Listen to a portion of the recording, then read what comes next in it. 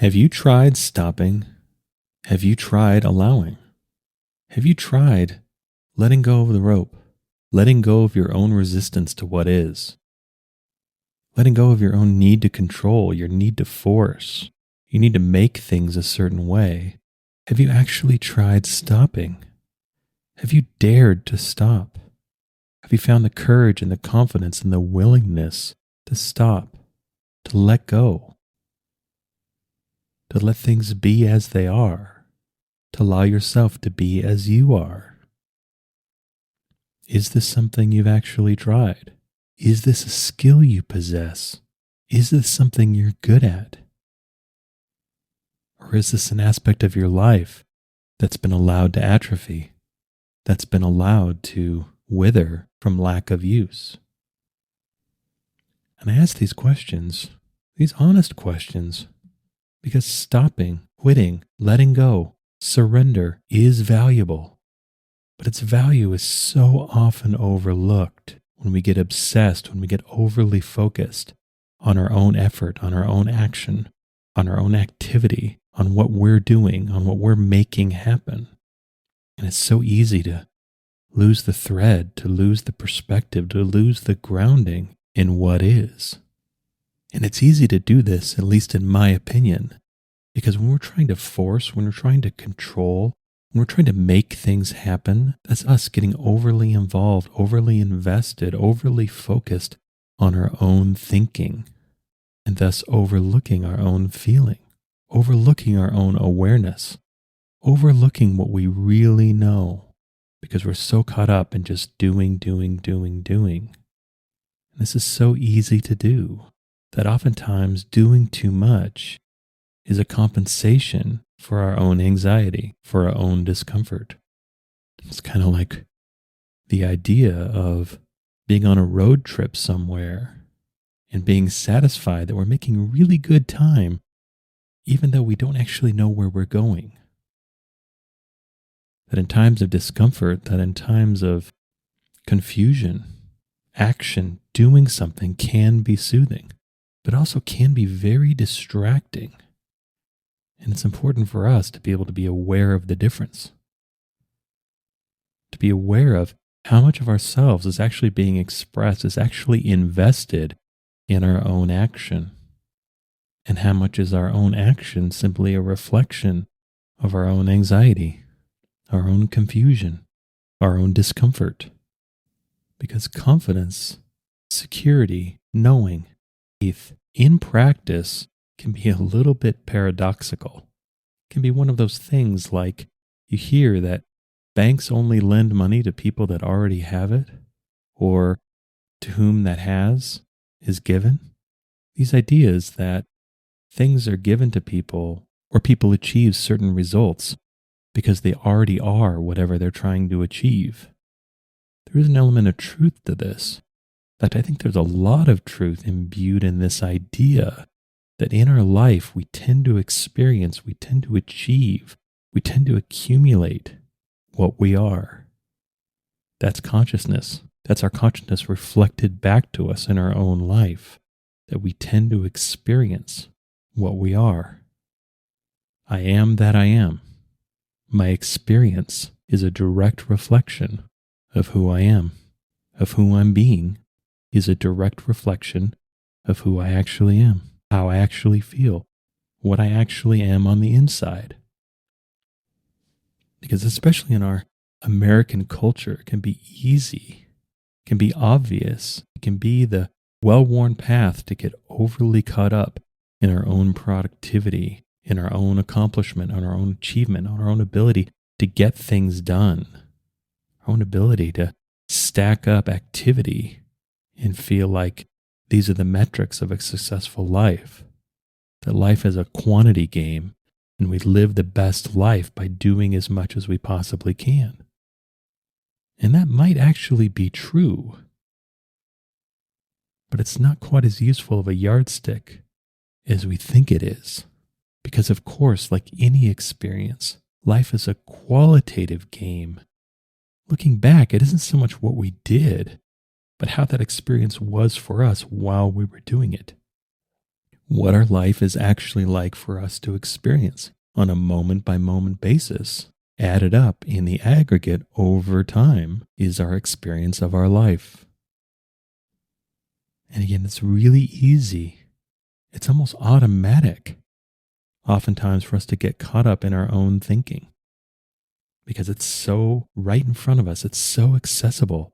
Oftentimes, it's so loud that our inner commentary can be so noisy that it crowds everything else out. It drowns everything else out. But to our overall being anyway, our thinking, our constant rumination, the constant inner commentary that we have going on can be a bit of an unreliable narrator. At the very least, can be a very vocal minority of our entire being. But just because it's the loudest doesn't mean it's right. Just because it's the most insistent doesn't mean that it should always be followed. That so much of our thinking can be so magnanimous, can be so absolute, that we have to do this because if we don't, something bad will absolutely happen. That we better not do that because if we do, then something bad will absolutely happen. But the truth is, we don't actually know. We don't actually know for sure. Of course, we have discernment and we shouldn't do things that we know are foolish or irresponsible. But if we're only following our own thinking, if we're only following our own thinking about what is and what we should do, then we're missing out on a vital part of ourselves. I'd make the argument we're missing out on the larger part of ourselves because we're only involved in our thinking and we're not really involved in our own feeling. Because especially over a longer period of time, inspired action is always superior to frenzied action. That we tend to receive the energy that we put into what we do. And if we're acting out of anxiety, if we're acting out of fear, if we're acting out of a lack of confidence, a lack of knowing, then that's what we tend to get back. Even if we achieve what we set out to, it's not really durable. It doesn't really feel like it's really ours. It feels like it has to be aggressively protected. Because again, we've gotten out in front of our own awareness, of our own knowing, of our own consciousness. We're trying to do things before we actually are things. This is one of the areas where life can get really confusing and really frustrating, is that it's a completely different consciousness to bring something into our life, to manifest something in our life, than it is to actually hold it, to actually be with it, to actually be one with it, to have that experience be one of a natural fit, to really feel like ours, to really possess something and have it be ours. We have to be it. And if we're doing things, if we're manifesting things before we've reached this step, that's going to be a really rough ride. That's going to be really difficult to guard and protect and attempt to sequester away what we've brought in because we're fighting our own consciousness, our own knowing, that our lack of confidence, our anxiety is betraying our own lack of being. And this isn't something where we need to go to war with ourselves. This isn't something where now we have something else to control. We need to make ourselves be this or that. It's really more a process of allowing ourselves to be what we are. And if there's growth required, allowing ourselves to grow, of bringing our action into alignment, bringing it back in sync with our awareness. And oftentimes the best way to do this, when we've gotten a bit over our skis, of where we're doing too much, of where we're just venting our own anxiety through our own frantic behavior, is to stop, is to let go, is to surrender. Because that in and of itself can bring ourselves back into sync, that can allow us to reorient and reattune our action with our own inspiration, with our own knowing. of where our action is inspired because it's coming out of a deeper part of us. It's coming out of a more complete part of us, and thus it's a more complete expression. It's not just based on our own thinking. It's more than that. It's deeper than that. It's more real than that. It's more authentic than that. But this is really hard. So much in our culture, so much in so many of our upbringing was devoted to achievement, was devoted to doing. And a lot of us had the experience as children and young adults that if we were ever caught not doing, then we were irresponsible. We weren't earning what we're trying to achieve through our own effort. But that's another idea I think all of us need to question, is what we achieve, what we bring into our life, is it as merit-based as we think it is? Is that how all of this works? That only those who deserve what they get receive it? I think we can look around and acknowledge this is demonstrably false. And it's not that merit doesn't matter, but it's very easy to overvalue. Because especially when creativity is involved, especially when manifestation is involved, especially when growth and change are involved, the processes of life, oftentimes, a lot of times, to me anyway, that seems to be more predicated and based on grace or something close to it. This is where I think people who believe in a random world, that there is no higher power, there is nothing else going on, this is all just random chaos of atoms banging into each other, and come what may. This perspective does kind of have a point, because to the logical mind anyway, things definitely happen that are very and highly illogical. That we can put in thousands of hours of effort towards something and have it all just come to naught, not really amount to anything, not be anything other than time spent in effort, with nothing really to show for it, other than the time spent. We've also all had the experience of things coming to us without any effort, seemingly spontaneously and randomly, where we didn't work 10,000 hours at something. It just happened. Just walking along one day and poof, like a wish granted. But in my opinion anyway, how this starts to make sense, how we can see a bit of a framework going on, we can really understand how some of this really works, is below the level of logic and more into the level of consciousness, in being. That especially over a longer time period, we tend to experience who and what we really are. That our life is a reflection of our own consciousness. Because I think we've observed people that we know that just seem to struggle. And no matter what they do, they could be really good people with really big hearts, and everything is in the right place, but they just seem to walk around with a never-ending cloud above their head, and nothing really ever seems to go right, but if it does, it'll be so short-lived that that other shoe always drops, and their triumph turns a bit tragic. I think we've also witnessed the person that lives the opposite life, that just seems to be kind of charmed, that doesn't really seem to have to work for that much, doesn't really seem to worry that much or be stressed that much. Things for them just happen. They just kind of bop along through their life and everything just kind of works out. And of course, it's way more complicated than this. No one knows really for sure what anyone else's experience of anything is, especially something as big as a life. But I think we can all see that there's a ring of truth to this, that achievement, that possessing, isn't all based on merit, isn't all based on effort. In fact, it almost seems like that's a bit of an attribution error.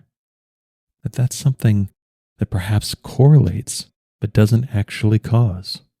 That there's more going on. There's more to the story, which often is what leads us down to the spiritual path to begin with. of wanting to know the truth, wanting to know what's going on, of wanting to really bring some intention to our own life, really wanting to understand, wanting to know the truth of what's actually going on here. What is this life really? Who are we really? Why are we here really?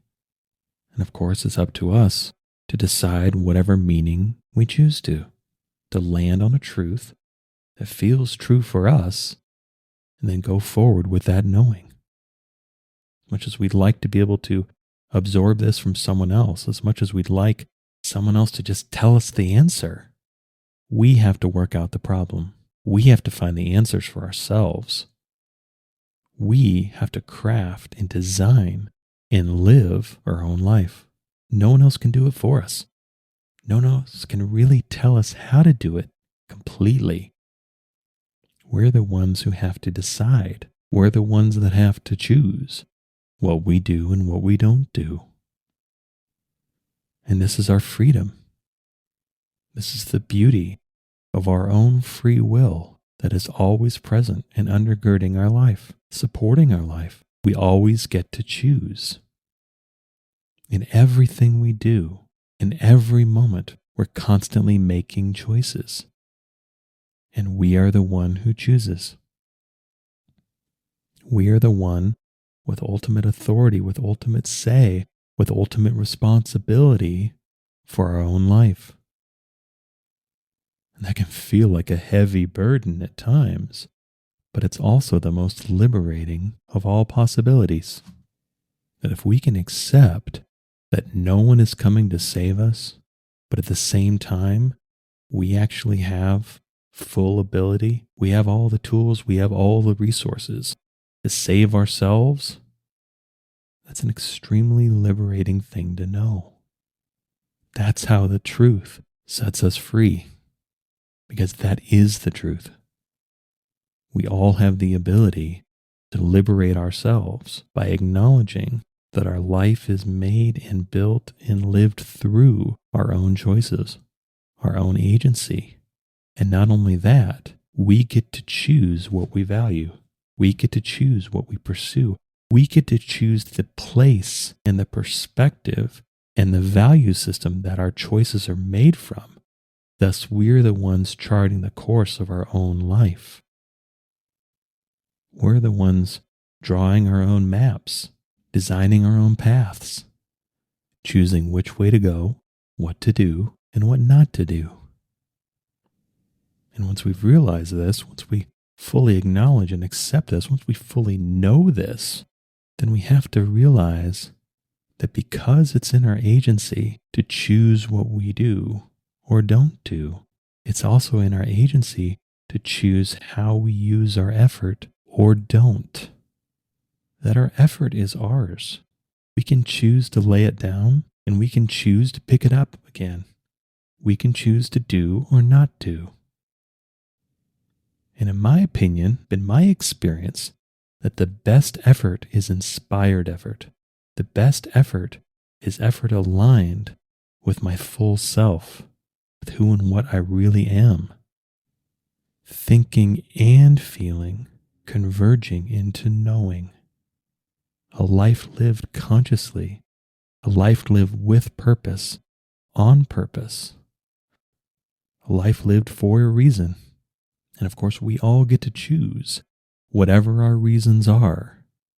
But our life is made much better. At the very least, our life is made much less confusing when we've chosen our reasons. When we know what we want. When we know what matters to us. When we know where we want to go. And then set forth with that knowing. And if we've gotten out of sync with our knowing, we've gotten too caught up in our thinking, well, that's a beautiful and wonderful opportunity to stop with intention, to stop on purpose. That's what surrender is. That's where its value lies. It isn't stopping out of defeat, stopping because we've been crushed by something else. It's stopping from a far more empowered place. Again, that sounds like another paradox. Because Like a lot of us think about stopping, about quitting, about letting go, about surrendering from a place of weakness. When conscious stopping is actually from a place of confidence, from a place of power. Because if we were truly confident in a situation, we wouldn't do what we don't have to do. We wouldn't be frantically trying everything we can possibly think of, hoping, wishing something to just please finally work. We would act far more intentionally. Our action would be integrated and imbued with knowing, with confidence. And that a lot of times stopping can be a demonstration of our confidence, of our faith, of our knowing. So if we've got too caught up in our thinking, we've let anxiety run roughshod over our life, we've gotten too invested in expressing our own insecurity, our own fear. One of the ways we can reclaim our action is to pull all of this back, is decide to stop. Even for a moment, even for an hour, even for a day, and realign. Allow ourselves to recalibrate, to be able to live life as our full selves, as our real selves, rather than just a manifestation of our own anxious thinking. That if it's courage and confidence that we want, one of the ways we can build our courage and confidence is by demonstrating it through seizing our own agency, seizing our own ability to stop, to consciously surrender, and know that inspiration will return. That effort fed from a deeper energy will return. But if we've gotten too far out in front of ourselves, we've gotten too invested in seizing on and expressing just our own thinking, we can stop and allow ourselves to resync, to become whole. We can withdraw our effort and action. We can call it back home. And then begin again when we can begin as our full selves. We can regain our wholeness through becoming whole again. And we can go into life and often lead a completely different life, experience a completely different life by living it wholly, fully, truly, through our full selves, because we've dared to stop. We found the courage to consciously surrender. We've withdrawn and recalled all of our effort to realign with who and what we really are. To get full again, to get full and then act, not try to use our action to make ourselves full. We start full and we stay full. We live fully and we experience fully. And so if we're the kind of person that tends to just do and do and do and act and act and act and try and try and try, maybe we could try stopping.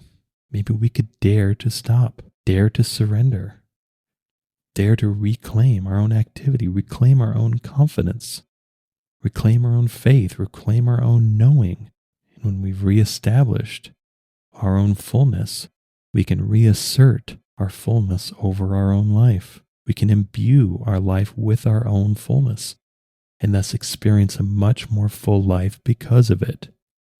We can live and experience a full and rich life by going into life as our full selves. I hope you enjoyed this episode. All episodes are given freely. If you feel inspired to give, please visit theunionpath.com/donate. If you have a question, you can contact me at theunionpath@gmail.com. Take care and all the best.